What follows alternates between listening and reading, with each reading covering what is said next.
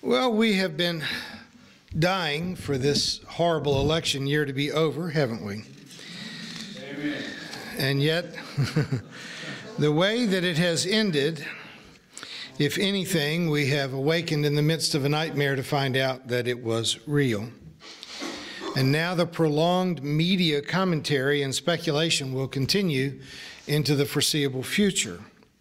As those of you who have read my newspaper columns or my most recent book, Progressive Conversations, already know, I've been calling for an end to the Electoral College for years. I think the principle of one person, one vote is a key to meaningful democracy, and this 18th century invention of Electoral College has become a distorting burden on our nation. That being said, regardless of the fact that Clinton won the majority vote, which would have made her president in any other democracy in the world, it did not do that in the United States. The media, I think the FBI, maybe the Russian government, may have all meddled in this year's election outcome, and yet it is what it is. I feel confident. It would be meaningless to debate it, but in my own mind, I am confident that Bernie Sanders would have beaten Trump in this election. Amen. But for that matter, I'm confident that Elizabeth Warren. I'm confident that Michelle Obama. I think if it had been constitutionally possible that President Obama would have won a third term going away. Men and women, forgive me for arrogance, but I think I could have beaten Donald Trump. But folks, the hard reality that we face is that Donald Trump will become president of this nation that we love and for which we are now in mourning. I want to hope for the best, and I want to be as positive as possible without denying facts. I want to be positive, but I don't want to be Pollyannish. I want to be hopeful, but I don't want to give in to imaginary unity that doesn't exist. We cannot unify around injustice. This campaign was the worst in my memory, and there are a few people living who are older than I am who say that it's the worst in their memory. There was a great deal of blowing of dog whistles to mobilize the support of those who are or who harbor racist, misogynist, sexist, and xenophobic prejudices. And of course, this weekend, paying a $25 million out-of-court settlement to settle a fraud charge, that's not normal. It's not normal. This has never happened before. We've never been in this position before. And there is a litmus test in the Gospels, which I feel like is unavoidably applicable here from Matthew chapter 7, verse 16. By their fruit you will know them. There is a hardcore reality to you look at someone's life, what have they done with their life? And I don't want to be judged by my weakest moment, but to ask to not be judged by my life product is a denial of reality. You will know them by the fruit that they bear. Thorns do not bear figs. Figs don't come from thorns. In 1989, Donald Trump spent nearly $90,000 taking out full-page ads in all 4 major New York newspapers calling for a reinstatement of the death penalty, specifically to execute the Black and Latino youths who had been arrested and charged in the famous Central Park 5 rape case. These 5 unfortunate men were found guilty and sentenced to prison where they served 9 years until they were proven innocent. Even after they were proven innocent, even after the state of New York had settled out of court for $45 million in damages done to these 5 men, Donald Trump was still insisting that they should be executed anyway. That kind of dogged unwillingness to admit that you're wrong and to execute people just because of the color of their skin, and it's hard to see that there was any other motivation. That's fruit. That's fruit that you pay hundreds of or tens of thousands of dollars for that cannot be easily ignored. Another famous long-term issue that I believe we have to bear in mind, before there was any run for the president, before there was a candidacy, before anything other than attention-seeking, Donald Trump tried his best to take away the legitimacy of Barack Obama, carrying a smear campaign beyond all reason and with no evidence whatsoever, claiming that he was not born in the United States. And of course, as we know from any number of other candidates, if your mother was an American citizen, it doesn't matter if you weren't born in the United States. But even still, we are forced to the unavoidable conclusion that what he was really trying to say is, have you all noticed that he's black? There was really nothing more to it than to cast doubt on the first black president of the United States. And that is an offense that I think we have to see as fruit on the branch. There have been a myriad of painful offenses during the campaign. I'm willing to chalk a lot of that up to the blowing of dog whistles to mobilize potential voters. But talk among some of his cabinet appointments about how Japanese internment camps in the 1940s is a precedent for how we can treat Muslims. Literally calling it a precedent and not a shame, not one of America's horrors, going back to the aggressive and racist policing of stop and frisk practices, resuming torture of prisoners of war. Folks, this is bad stuff. This is bad fruit. Still, as we have watched the appointment of some of the most frightening political figures of our time to positions of importance, when you choose advisors and cabinet members with long histories of racism and misogyny and anti-gay records, it is inescapable to conclude that we have now elected the most morally flawed and ideologically backward people to the highest elected offices in the world that any of us have ever seen. Amen. Protests have broken out, not just all over this country, but all over the world. Donald Trump is a bad man. That's not me making a judgment call. That's just me naming the fruit that's hanging on the branches. Figs don't grow on thorns, and fig trees don't produce thorns. News commentators who lately became willing to demand that leading Republicans condemn or retract their endorsements of Trump have suddenly nearly swallowed their tongues, trying to find a way to be conciliatory, particularly to the millions of people who voted for Trump. Chuck Todd, the host of Meet the Press, publicly apologized for referencing Trump voters as being people who lacked a college education, even though the statistics in the matter are fairly visibly true. Mika Brzezinski has been trying every possible way to backpedal from her repeated statements that anyone who supports a racist, misogynist, dishonest, xenophobic candidate is themselves racist, misogynist, dishonest, and xenophobic. And I want to grant right away that even though I voted for Hillary Clinton myself, I would not want to be labeled as supporting her not too infrequent bouts of ethically dubious decision-making. So it's clearly not fair to say that everyone who voted for Trump is everything that Trump is. You can't say that everyone who voted for Trump is a racist or a misogynist or a xenophobe. Though I do not know anyone in our city or our state who did vote for him, we can be reasonably certain that most of our neighbors, most of our co-workers, most of our acquaintances did. The only people I know with certainty, people that I know with certainty voted for Donald Trump are in fact members of my own family. My older brother is a Methodist pastor. He and his wife and their kids are all very active church folks. And I can wax eloquent about the good things that my brother John has done. They adopted troubled kids. His wife's brother murdered his wife in front of his 3 children.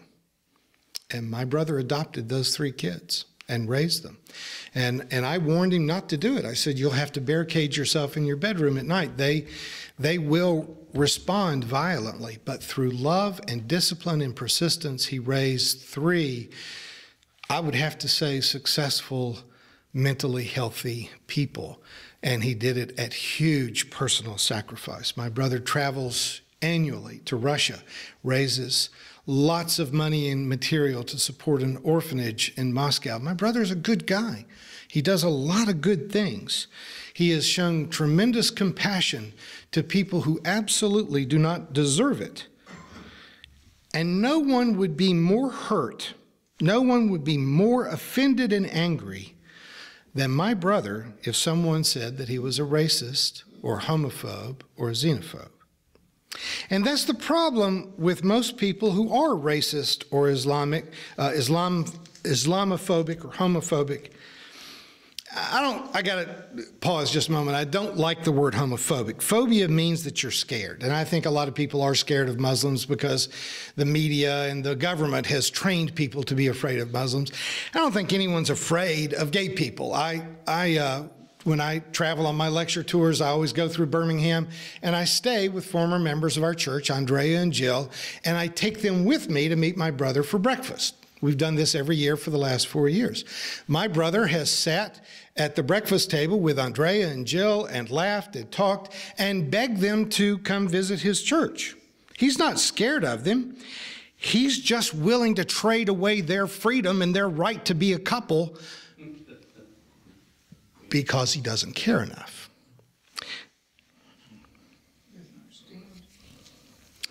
He isn't scared.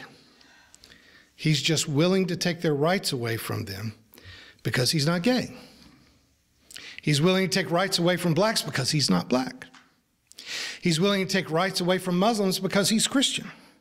Now, I love my brother, and I love the good things that he does. In fact, I love him so much that I am not willing to pretend that just because he's offended when he's called a racist or an Islamophobic or anti-gay, that being offended is not the same thing as not being a racist or not being an Islamophobic or not being anti-gay. No one wants to call themselves a racist. No one wants to be in the basket of deplorables. Folks, David Duke, the former leader of the KKK in Louisiana, swears that he is not a racist. And I have to find it rather encouraging that the 40 million people who voted for Trump don't want to think of themselves as racist. And I don't want to put up a wall or a barrier that makes them stay in the basket of deplorables.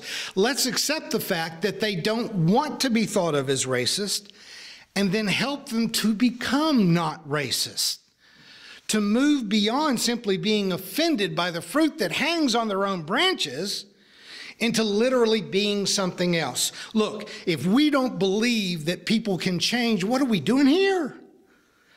I have personally quit the ministry 1,000 times over the last 35 years.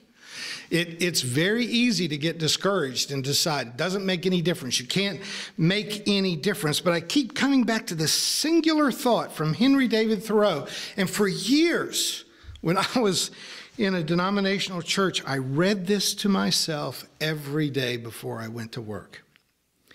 I know of no more encouraging fact than the unquestionable ability of a person to elevate his or her life by conscious endeavor. I know of nothing more encouraging than the fact that a person can change if they decide to. Not many of us started out as liberal progressives, did we?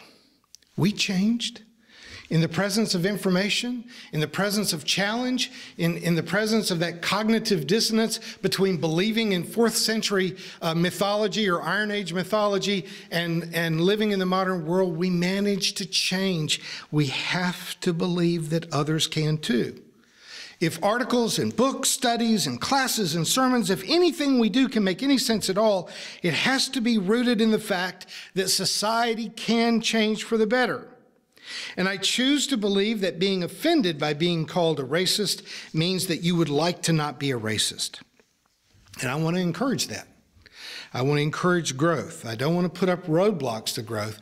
I don't want to keep dividing the nation so that people in possession of information are called elitist And the rest of the world says that they have common sense. They have common sense because, as one of the cabinet appointees says, it makes sense to be afraid of Islam, or it makes sense to torture war prisoners, or it makes sense to deport the people who pick our food and make our clothes. Here are the facts. Not really a matter of opinion, just a matter of being able to tell the difference between a fig and a thorn.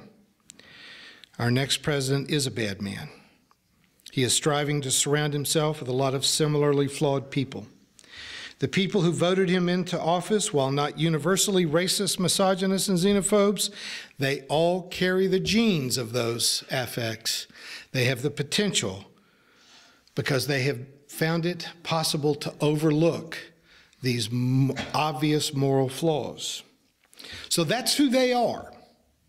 And if you're angry and depressed and mourning, with good reason, that's who they are. Now let me ask you this. Who are you? Who are you? I can't deliver every sermon for the next 4 years through gritted teeth. My dentist asked me once, do you think you grind your teeth at night? And I said, no, I grind my teeth during the day. But we can't be angry and name-calling and protesting every day for the next 4 years. We have to decide who we want to be. Because ultimately, our reason for being, our mission, has not changed. There is a way to be the loyal opposition and avoid being the loyal antagonist. There is a way to be the person who stands up against injustice, who stands up against racism, who defends the rights of the weak and the poor. That is noble. We can be noble. We don't have to get down in the trench and get involved in a mud fight. Peace in the absence of justice is nothing more than surrender. And I'm afraid a lot of the people that are calling for rising above partisan divisions, that they just want us to unify, they want us to unify at the lowest common denominator, and that is surrender, and we must not surrender. Amen. Strengthening the economy, creating jobs, negotiating intelligent foreign trade agreements, those are things that liberals and conservatives can actually work on together. Those are things that we can agree on. We can find common ground and work towards those things. But as a spiritual community, we have values that are not just trading cards that we can just toss off. I'll give up this if I can get some of that. Clearly, we are going to have to be very strong in our continued work to bring an end to racism. Amen. We must work quickly to save our ecology. We must continue to oppose the military control of our economy and our foreign policy. Peace, the environment, justice, human rights, these are not playing cards. These are not bargaining chips. We do not ever trade them away. Now, our church is just over 8 years old. President Obama was elected just 3 or 4 months after we started having services. When we launched our church, we had several elected officials and Democratic Party leaders and employees in our congregation. And within our first year, we'd lost almost all of them because they couldn't believe that I was publicly critical of President Obama at times, like when he appointed a Monsanto executive to be in charge of the FDA, the ultimate putting the fox in charge of the hen house. When he made compromises on the health care plan that left millions of poor people out, that expanded the use of drones, killing innocent citizens along with suspected terrorists. They said to me, we have worked all of our lives to elect a president like Obama, and we will not tolerate you criticizing him. And I get that. Honestly, I do. The problem is, of course, that the truth doesn't belong to any political party. But when I was critical of Obama, it was sort of like a family fight at the Thanksgiving dinner table. We liberals do that. We will fight each other ferociously. We will parse words and draw lines in the sand over minor points, losing our way, sacrificing the good in favor of the perfect. But now, folks, the shoe's on the other foot. This election has shown us how far outside the mainstream we really are. It's been interesting watching the very rich Democrats on the news wringing their hands for fear that the Democratic Party will overcorrect, giving leadership roles to the likes of Bernie Sanders and Elizabeth Warren. In that anxiety, we can hear what low regard the party really has for its progressive wing.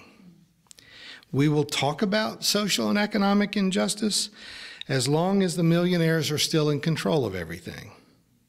And I don't know about you, but I'm just frankly not very surprised. 8 years ago, we elected our first black president. 2 years ago, we won equal marriage rights for the LGBT community. And I thought that the political might of angry white voters had come to an end. Now it appears as though we have set the clocks back 20 years, 30 years, 40 years. So who are we now? How will we fight the inclination to just give up? How do we posture ourselves to defend the civil rights we thought we had won decades ago and continue to try to move the ball of social progress down the field against an array of massive opposition? In the entrance to the Martin Luther King Jr. Center in Atlanta, there's a statue of Mahatma Gandhi. And at the base of that statue is the quote that we used as our wisdom lesson today.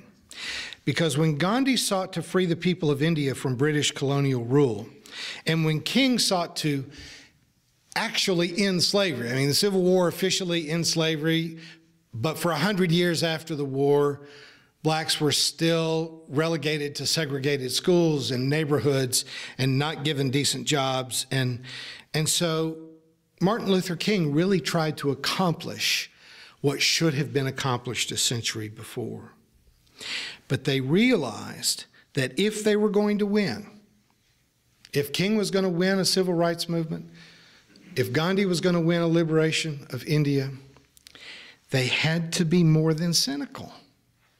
Cynicism didn't accomplish those goals.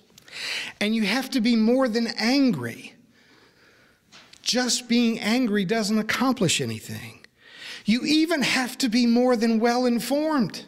I mean, a lot of us just consume media and read stuff and look at Facebook memes, and we think that because we're on the right side inside our skulls that we have accomplished something.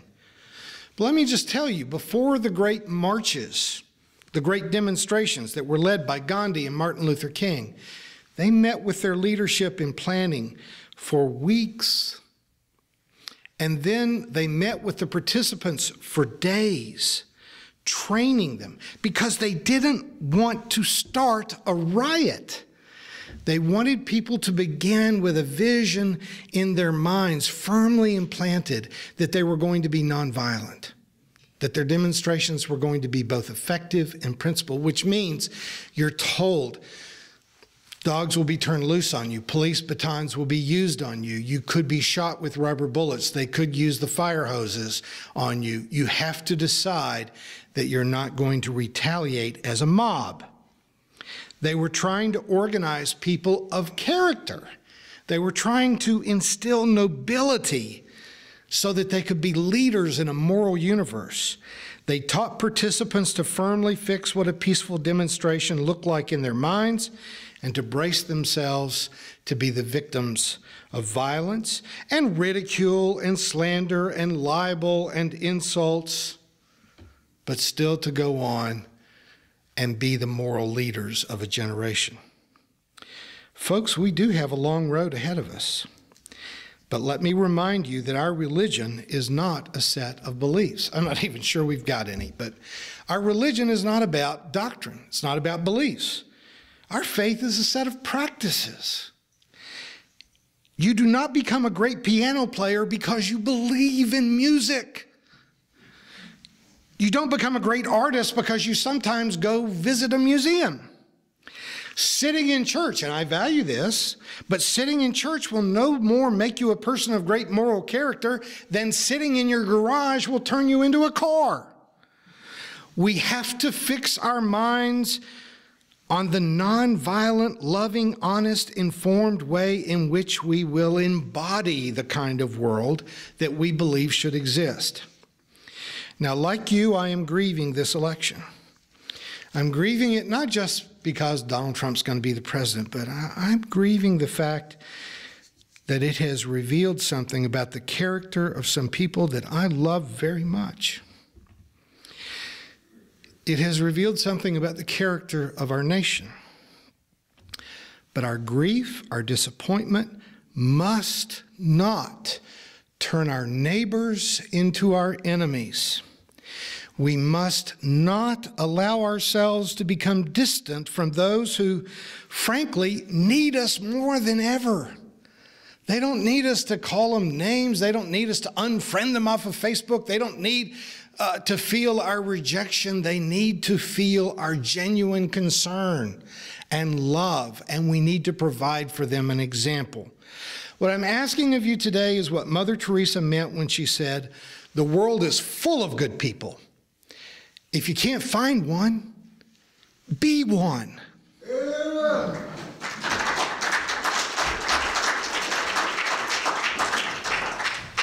Thank you for watching our videos. We are entirely dependent on the donations of our listeners and members. We hope that you find this content to be important enough to help us to keep offering these videos to the public at no charge by becoming a regular contributor. Please click on the donate button on our website at www.spfccc.org. Thank you for your support of progressive religious programming.